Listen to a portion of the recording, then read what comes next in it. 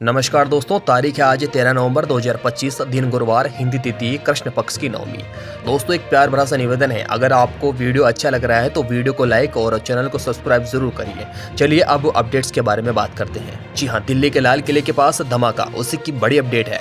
Police ने इलाका seal कर दिया है, फोरेंसिक टीम भी मौके पर पहुंच गई है, जांच एजेंसियों ने सुरक्षा बढ़ाई है, संदिग्धों से पूछताछ जारी है, दिल्ली में हाई अलर्ट। जी हाँ, सबसे पहले तो आपको ये बता देते हैं कि दिल्ली ब्लास्ट में जो घायल हुए हैं उनकी तबियत का मुआवजा लेने पीएम मोदी पहुंच चुके हैं और सभी घायलों का हालचाल भी पूछा। उन्होंने घायलों से बातचीत की और उनके सिविल स्वस्थ होने की कामना भी की। इस दौरान अस्पताल में भी सुरक्षा व्यवस्था को भी बढ़ा दिया गया है। चलिए अब बात करते हैं दिल्ली ब्लास्ट की। क्या खबर मिली है? दिल्ली ब्लास्ट के पीछे 26/11 जैसी साजिश है। जी हाँ, जैश-ए-मोहम्मद से जुड़ा आतंकी मॉड्यूल सक्रिय था।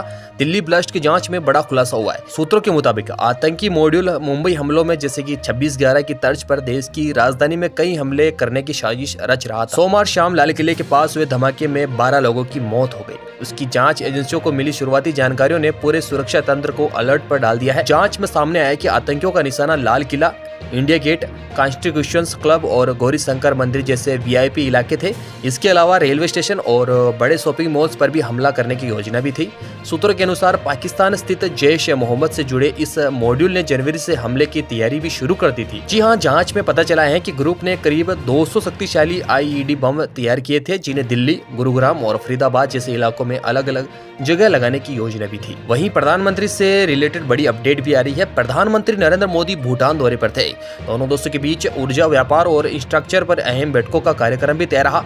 इस दौरान हाइड्रो पावर प्रोजेक्ट से जुड़ी बड़ी घोषणा भी हुई, जो भारत भूटान सहयोग को और मजबूत करेगी। विशेष बात यह है कि दोस्तों, भारत पड़ोसी देशों की नीति नेबरहुड फर्स्ट के तहत भूटान में भारी निवेश कर रहा है। दौरे का मुख्य उद्देश्य है ऊर्जा सुरक्षा, आर्थिक विकास और रणनीतिक साझेदारी को बढ़ावा देना। भूटान की ऊर्जा परियोजनाओं के लिए भारत उसे 4000 करोड़ रुपए भारतीय कर्ज के रूप में देगा। ये कर्ज रियायती दरों पर दिया जाएगा। जी हाँ, प्रधानमंत्री नरेंद्र मोदी के भूटान दौरे के दौरान दोनों देशों के बीच कई समझौतों पर हस्ताक्षर हुए और कई घोषणाएं हुई।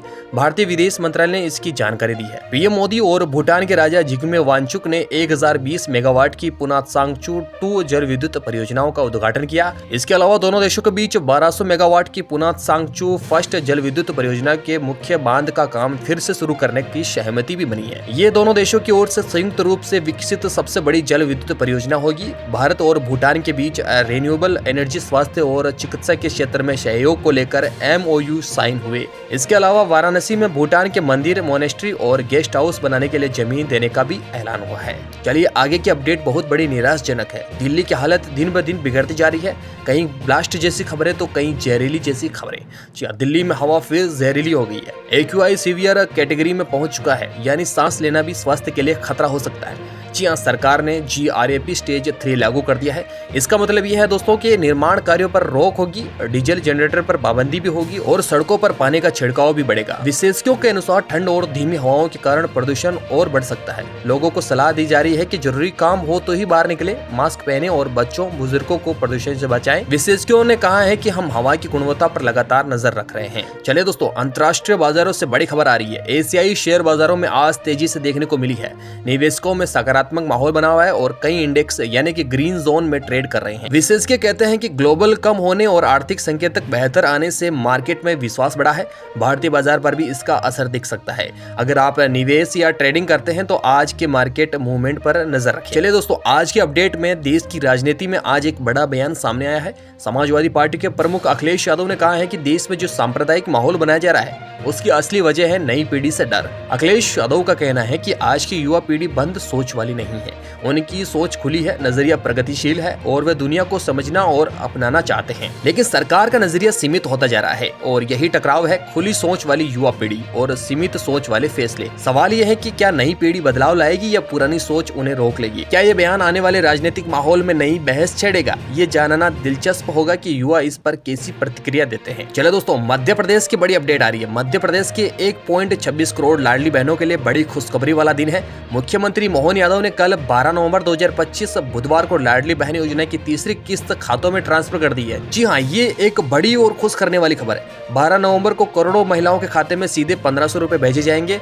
जी हाँ, 1,26,00,000 महिलाएं इस लाभ को पाने वाली हैं। यह राशि सरकार की महिला सशक्तिकरण योजना के तहत दी जा रही है ताकि महिलाएं आर्थिक रूप से मजबूत बन सके और अपने खर्चों में राहत पा सके। खास बात यह है कि पैसा सीधे डीबीटी यानी डायरेक्ट बेनिफिट ट्रांसफर से खाते में आएगा। किसी लाइन में लगने की जरूरत नहीं, कोई फॉर्म नहीं, सिर्फ आपके बैंक खाते में ये मैसेज आएगा कि 1500 रुपए आपके खाते में जमा हो गए हैं। जी हाँ, महिलाओं में इस फैसले को लेकर खुशी है और कई महिलाएं कह रही हैं कि ये सिर्फ 1500 रुपए नहीं बल्कि हमारे सम्मान की पहचान है। दोस्तों, ऐसी ही खबरें सुनने के लिए और देखने के लिए हमारे चैनल को सब्सक्राइब जरूर करें और चैनल के साथ बने रहें।